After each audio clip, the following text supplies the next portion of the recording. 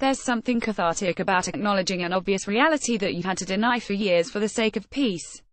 You refuse to go to your in-laws for the holidays because your father-in-law is a bore and your mother-in-law is a terrible cook.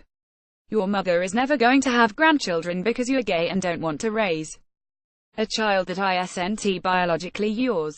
Your kid has no interest in fulfilling your long-abandoned dreams of being a musician, and when he admits it, you realize you love him less for it. And Jerusalem is the capital of Israel. The diplomatic landscape is littered with unresolved conflicts, and in many cases the United States has resolutely refused to recognize the obvious. We have never acknowledged that there are two Koreas. For example, there is no American embassy in Pyongyang. For decades we claimed that the only legitimate Chinese government was on Taiwan, then we claimed it existed but were agnostic on where it lived, then we acknowledged it was in Beijing, but refused to say that Taiwan was either a province of China or an independent state. We recognized Kosovo, but not Abkhazia and North Cyprus, or Palestine. Jerusalem has, for decades, held a similar officially indeterminate status. Though the fiction was paper-thin, presidents routinely visited Jerusalem on their trips to Israel. Politicians across the American spectrum profess their support for Israel and the indivisibility of Israel's sovereignty in Jerusalem, including then-candidate Barack Obama in 2008, and, since 1995, the official policy of the United States Congress has been that the American embassy should be moved to Jerusalem. But the official position has been that the status of Jerusalem is subject to final negotiation between Israel and the Palestinian Authority. Not anymore. President Trump's declaration on Wednesday that the American embassy would be moved to Jerusalem was somewhat less momentous in formal terms than is generally being suggested.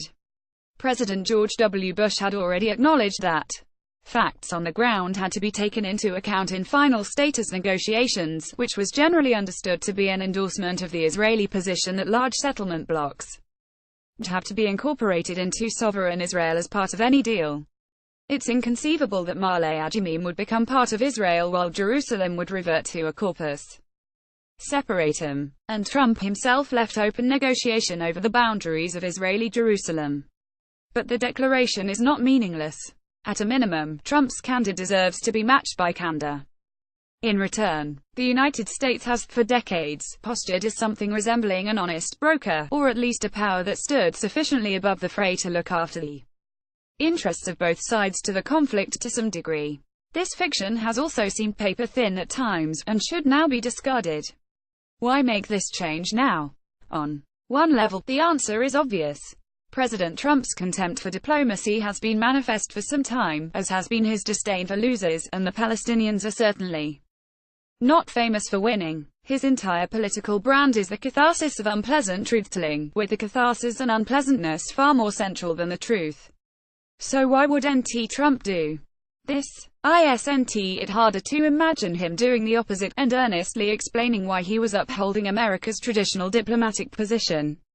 But the objective reality of the Israeli and Palestinian situation has also changed, and that is an ugly truth also worth recognizing. The Arab world hasn't been this fractured since Israel's creation, nor has the Arab-Israeli conflict been less central to politics in that part of the world. Saudi Arabia has been actively pursuing a tacit alliance with Israel against Iran. Egypt is under the thumb of a military dictator who is more friendly to Israel than any Egyptian since Sadat. Syria and Iraq are still in the throes of civil war, and both the Sunni-Shia conflict and the threat of Sunni extremism are of far greater concern across the region than the status of the Palestinians. The larger international context has changed as well.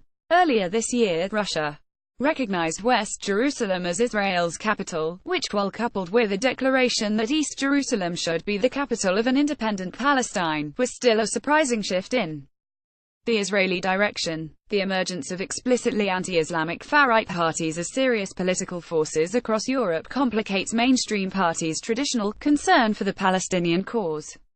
If there is violence in response to the American move, it's probably fair to say that it will meet with far less international sympathy than would have been the case only a few years ago. All of these are reasons why any administration inclined to support Israel's position more strongly might make a move of this kind at this time.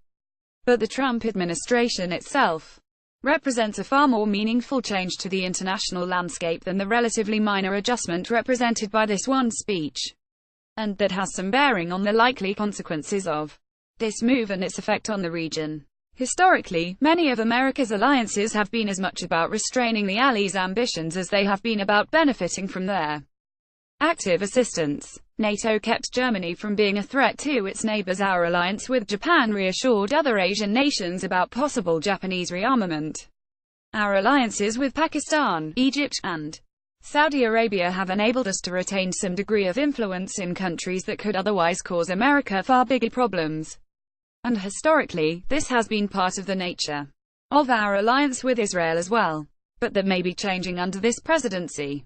President Trump may be giving Israel's right-wing government the same green light that he gave to Saudi Arabia in its conflict with Qatar and in its brutal war in Yemen, the same green light has given our own military in the wide variety of conflicts in which it is engaged. If that's the case, then worrying about violence by Palestinians or their sympathizers may be putting the emphasis very much on the wrong side.